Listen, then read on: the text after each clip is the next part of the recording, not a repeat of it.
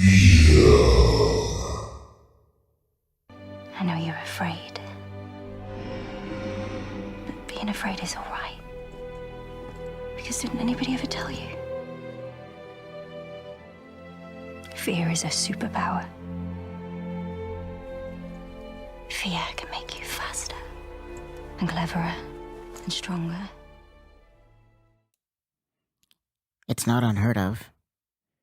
We're able to run faster, fight harder. Our blood is pumping, our heart's thumping, as the situation is so dire, so threatening. It's something wells up inside us. Something, it seems, to give us superpowers. As I said, it's not unheard of. In fact, you can probably hear many stories of real-life people just like you and me that have witnessed this phenomenon. But Beyond the Dome, A Blue-Collar Hero by C.S. Mills takes this phenomenon and turns it into something very unique.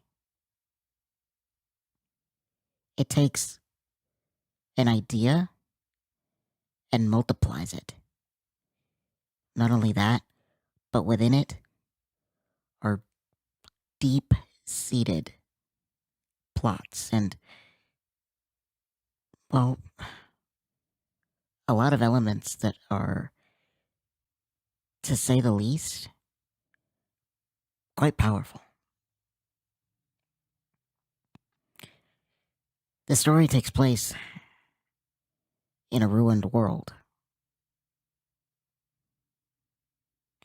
There's a dome sectioned off in two, where two cities lie. One is less advanced, not very industrial, but the people are happy. They work hard. They live pretty good lives.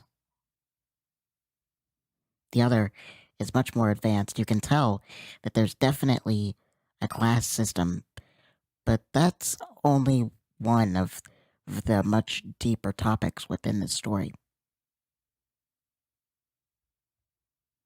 The difference between Haven and Revolt are like night and day.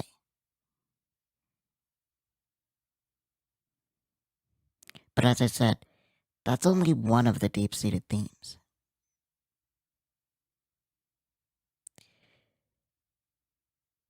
When you take a deeper look into Haven, you notice that there's something quite different amongst its inhabitants. Each inhabitant seems to have unusual abilities that help them to live their everyday lives.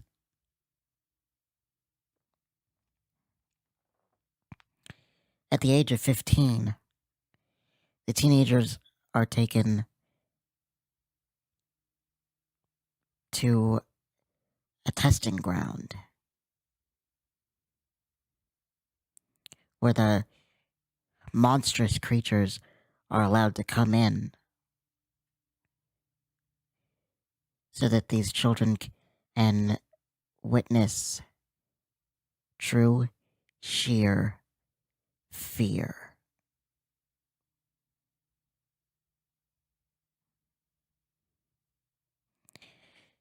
There's a story within the story that explains this phenomenon and why this whole situation or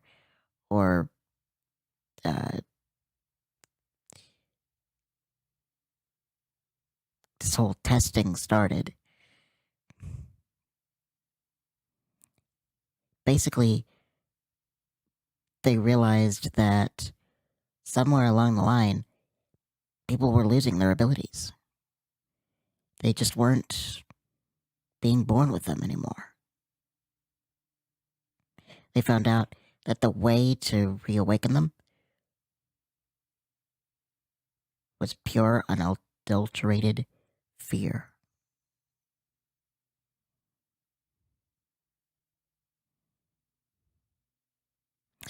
If you passed this test, you could go beyond.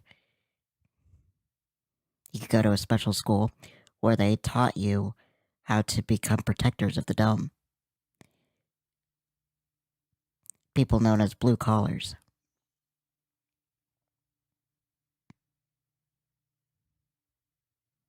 But not everything is quite as it seems. Especially within the school. This is kind of Mallory. He's very reserved, very quiet. His mysterious nature makes him very popular among the girls at school, but Kai really couldn't care less. You see, Kai knows tragedy. And that tragedy, unfortunately, well, it changed him. That's one of the deep-rooted themes of this story. The idea that when we face tragedy, we have two choices. One, we can endure, or two, we can let it change us. Kai, unfortunately, chose the latter, but when you read about what he went through, it's honestly not that surprising.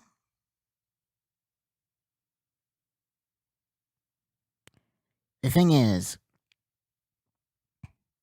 despite his cold exterior, Kai is actually a really kind person. And he's protective.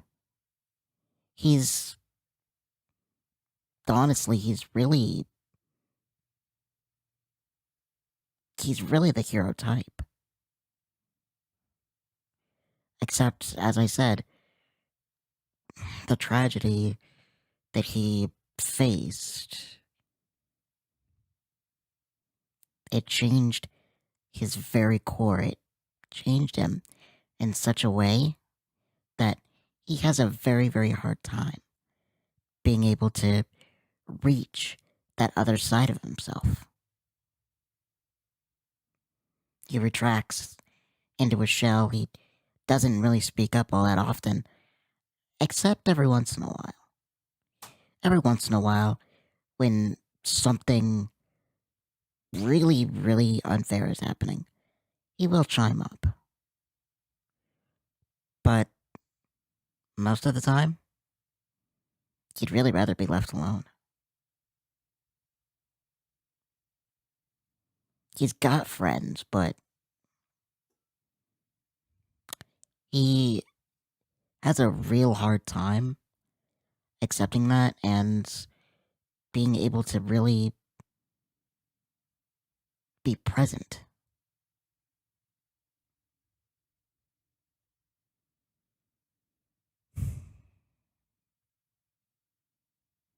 Kai is stuck in the past.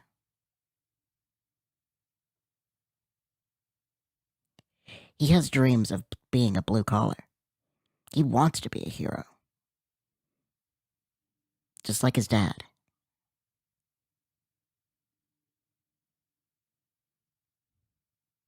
He tries. It's clear he tries. Very hard.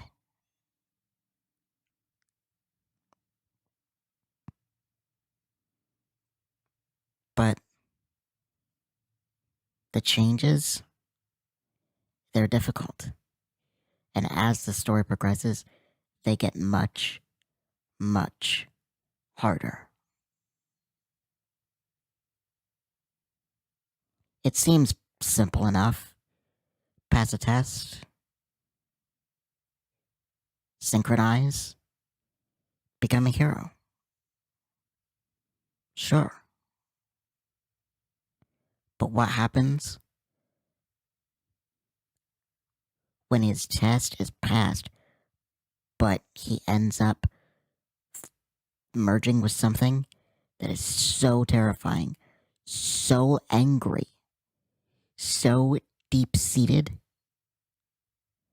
that he himself has a hard time controlling it.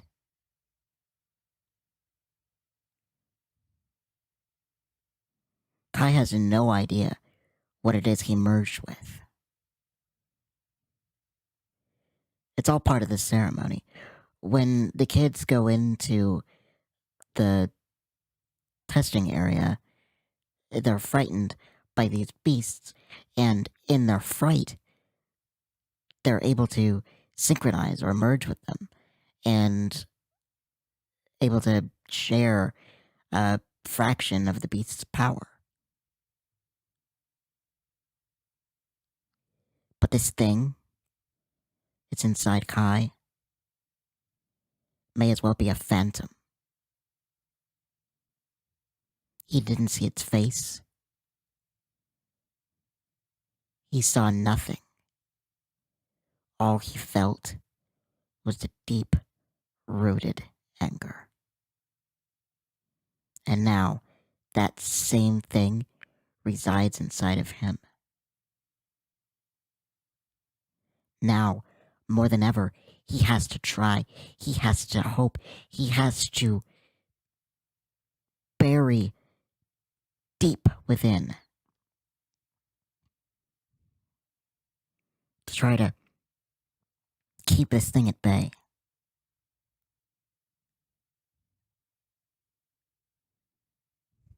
That's really where the story begins, is his struggle.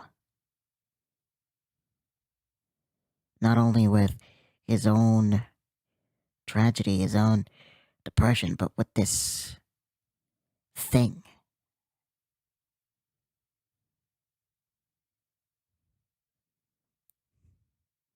What is he to do? Ray is a self-made tsundere. She's hardened herself, hardened her heart, but not for the reasons you may think. Ray and Kai used to be best friends. They've known each other since they were children. And Ray has always tried to be there for Kai. When he went through his tragedy, she tried to be there for him, but like, unfortunately, a lot of us, I think when someone goes through something so devastating, sometimes we're just at a loss. Ray was at a loss. She didn't know how to handle it. She didn't know how to comfort him. She didn't know how to be there for him. So, in her heart of hearts, she believed it was because she was weak.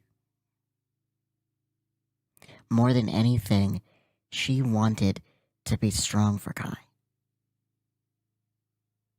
So, she began to change herself.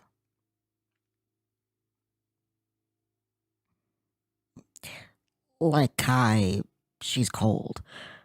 But unlike Kai, well, if you get in her face, she might actually punch you in yours.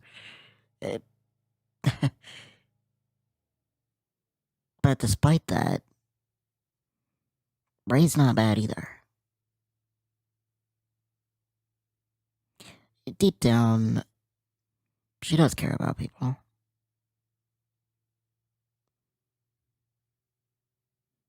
She cares about Kai, and it hurts her that there's something that is trying to take that and rip it apart.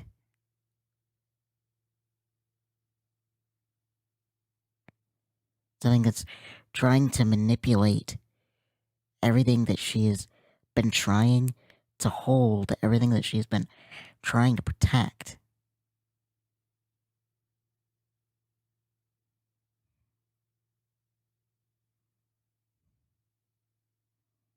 Despite her cold attitude, as I said, she is kind.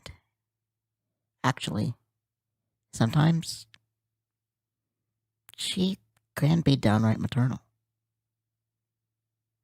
She has an instinct to protect people,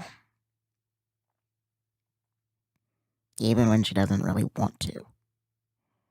It's just something inside her. But despite that, she still feels a sense of failure. I think it's something that we can definitely relate to. As I said, I'm sure we've all gone through this time where we've wanted so very much to help someone through something, but we just didn't know the right thing to say or the right thing to do.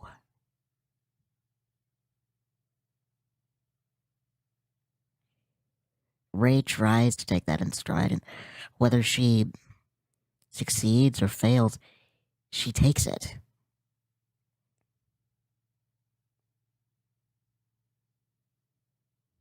She's a strong character who's very strongly written, but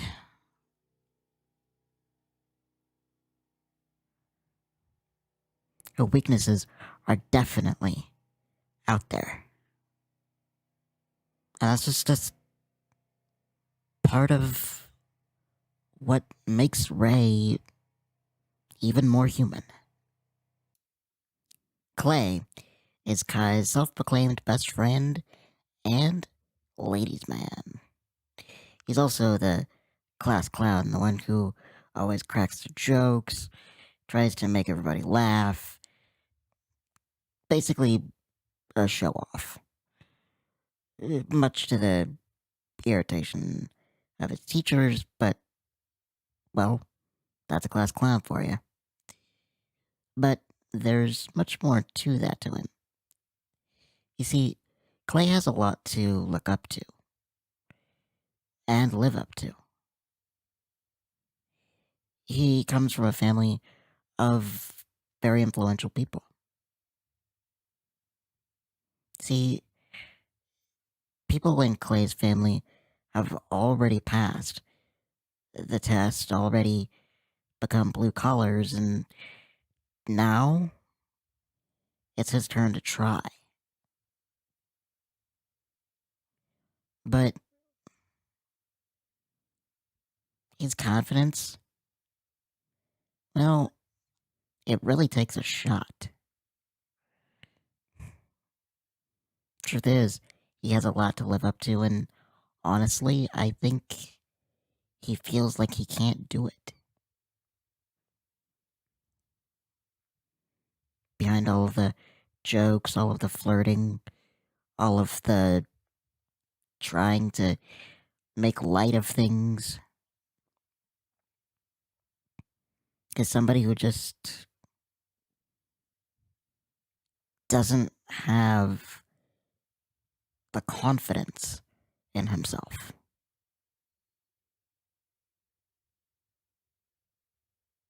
As I said, he's a self-proclaimed best friend to Kai Mallory. I mean, don't get me wrong, Kai doesn't hate the guy, but, I mean, he's not all buddy-buddy with him either. Then again, Kai really isn't all buddy-buddy with anybody. Literally. But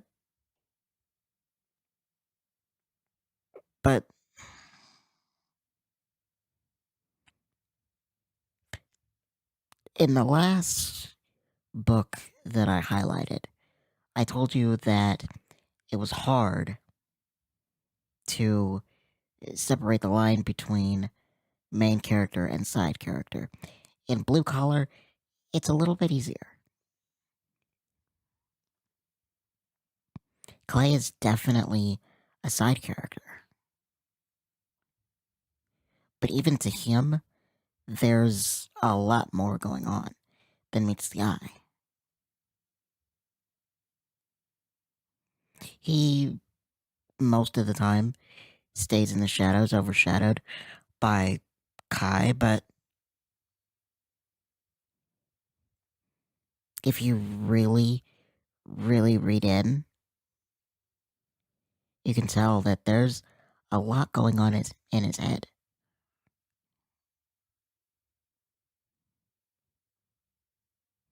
Will he be able to somehow sneak out of the shadows and take a more intensive role? Well, we'll have to wait and find out. But for right now, this is Clay, Kai's self-proclaimed best friend and ladies' man. This is Rod. Now, he can be compared to your stereotypical jock. Thinks very highly of himself, kind of snobbish, thinks he's better than everybody else, and kind of a bully.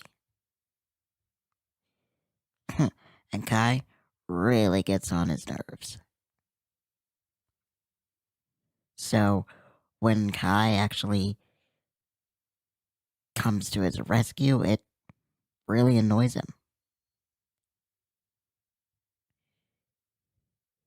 He's one of those people it's hard to get along with.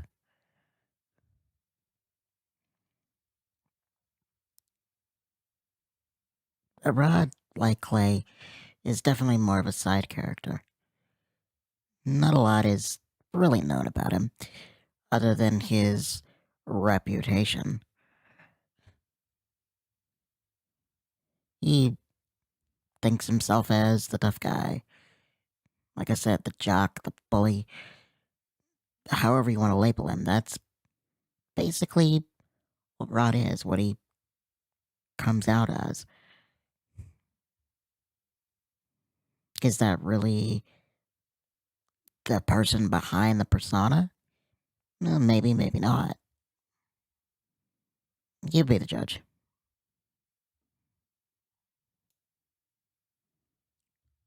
Sora is a side character who carries a little bit more weight. Happy go lucky, go with the flow. She's really a bright girl. She cares. She's very, very happy and chipper, usually to the annoyance of Ray, who she seems to always want to stick around. But that's the thing.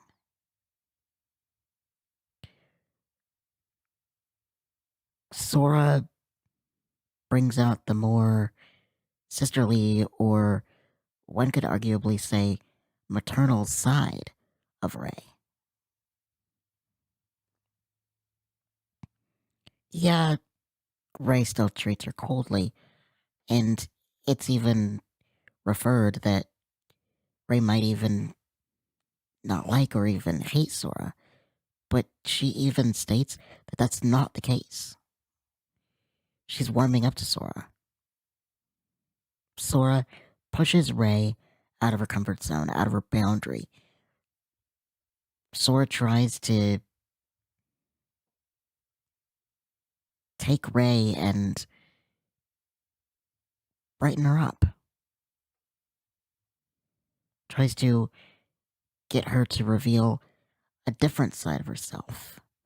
A side of herself that she lost. Surprisingly, Sora was actually one of the people who passed the test.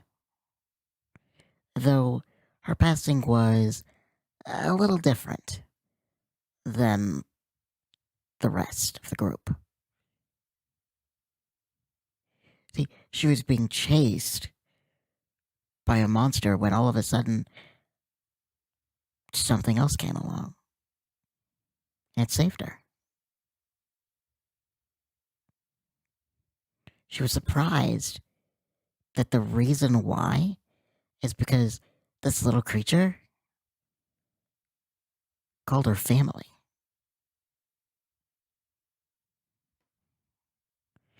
Lo, this little owl-like creature, is a lesser beast. Not as powerful as the bigger, more intense beasts that you might find, but still, Lo not only saved Sora's life, but gave her power. These two are honestly really fun to read about because most of the time it seems like Lo is reading Sora's mind. And there's so much fun. When you have serious characters that are always kind of bleak, Sora and Lo are the sunshine.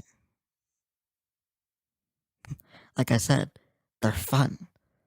And that's, at least in the first volume, that's what they're meant to be.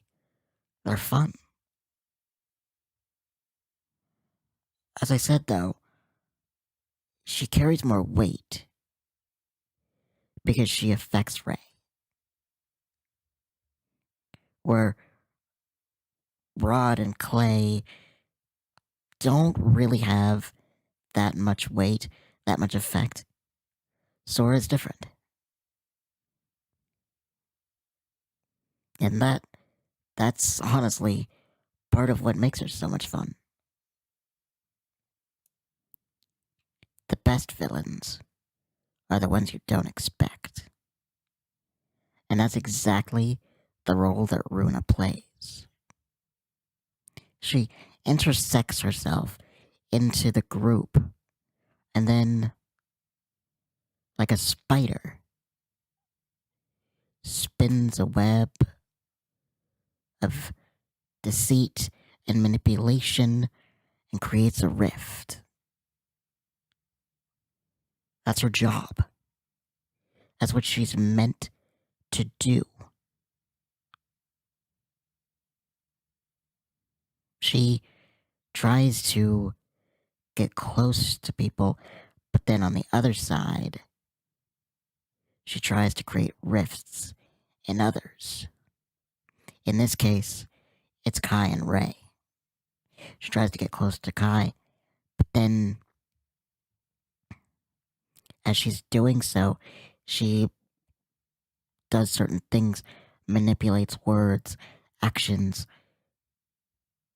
does all of these little things that create great discord. Not a lot is known about her. Don't even really know where she comes from. Or why it is she decided to play this role. She certainly didn't have to. Runa is a master manipulator. Maybe it's due to her power, maybe it's not. We're still not quite sure.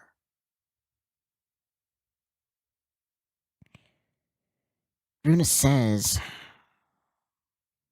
her power is to dive into memory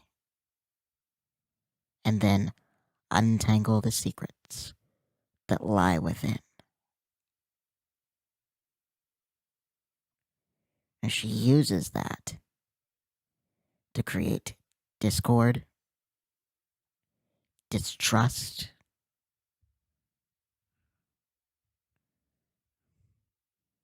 and just make things fall apart.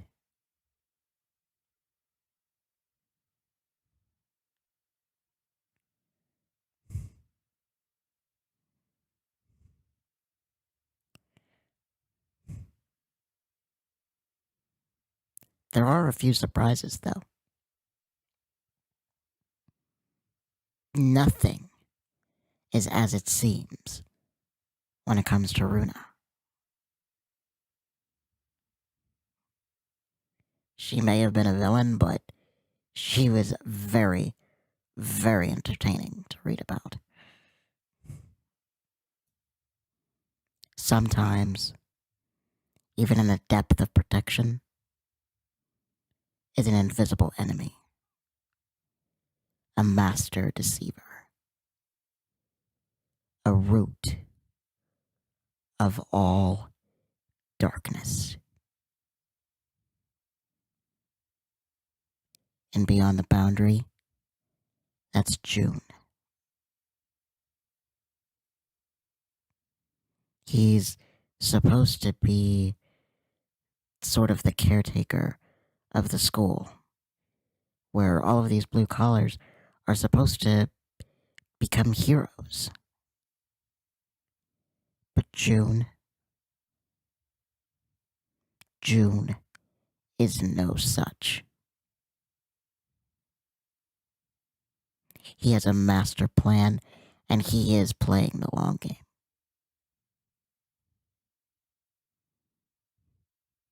His reasons why, his connections, not all of the pieces have been put together yet. But when it comes to antagonists, June is as villainous as they get.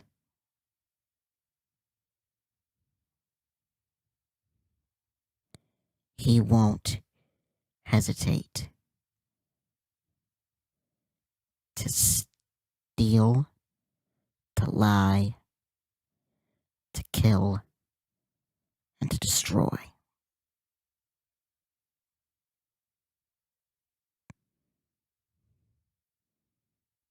All the while, it seems like he's just watching from the sidelines. A mysterious figure in the night.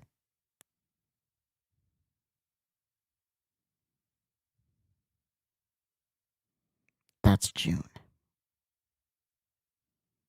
And that is the darkness of the dome. It's as I said, beyond the dome, a blue-collar hero is very deep-rooted.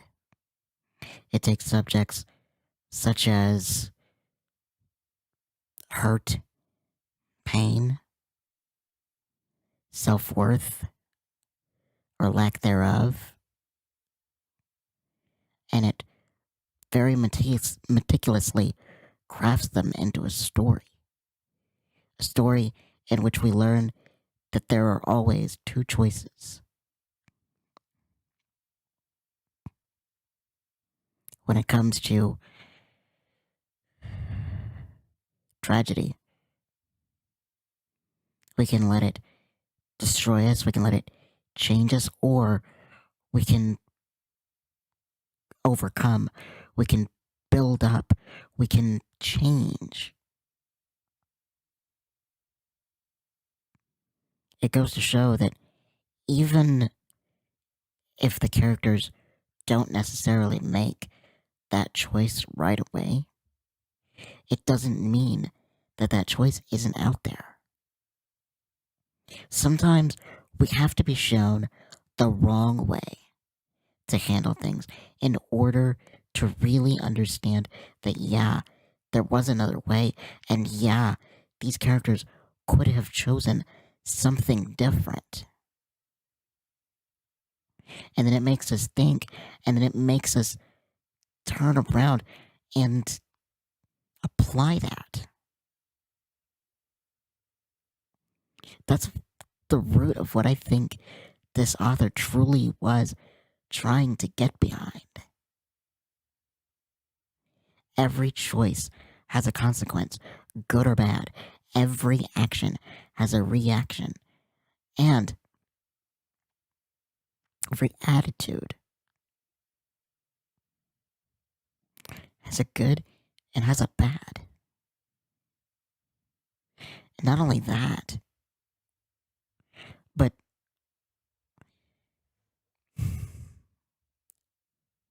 no one, nothing is two-dimensional. Everything has layers. Everything. Even if you don't see it on the surface, it's always there, lying. Sometimes just beneath, sometimes you have to dig really down deep. But it's always there. And a word of warning that maybe, just maybe, there really is an unseen enemy that lurks within the shadows. This author takes core values that she truly believes in and spins it into this exciting world of superpowers and heroes, darkness and light, and it's not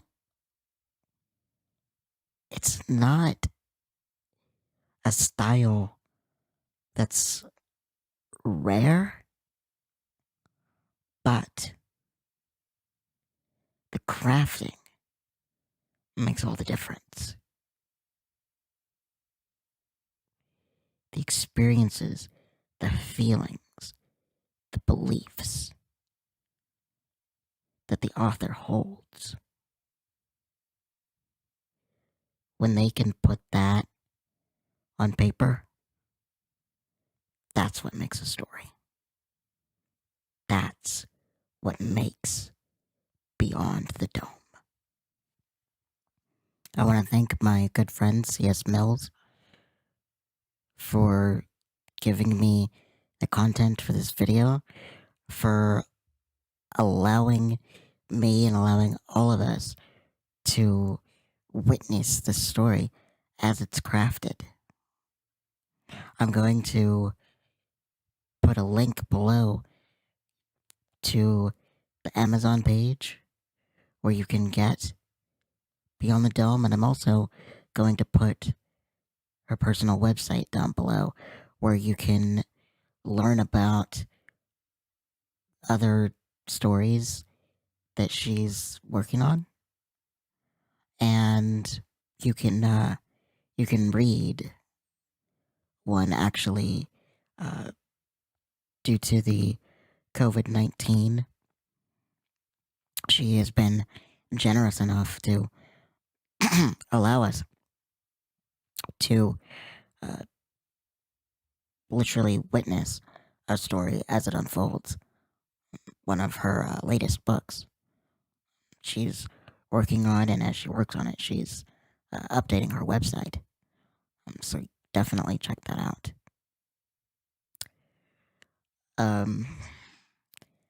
I need to once again put a disclaimer.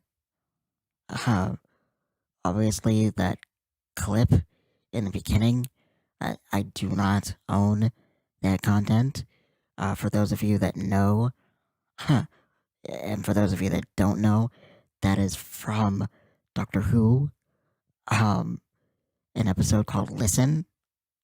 It's a very good episode. I definitely recommend it. It does a lot, and it's very very not close, but the subject matter within it is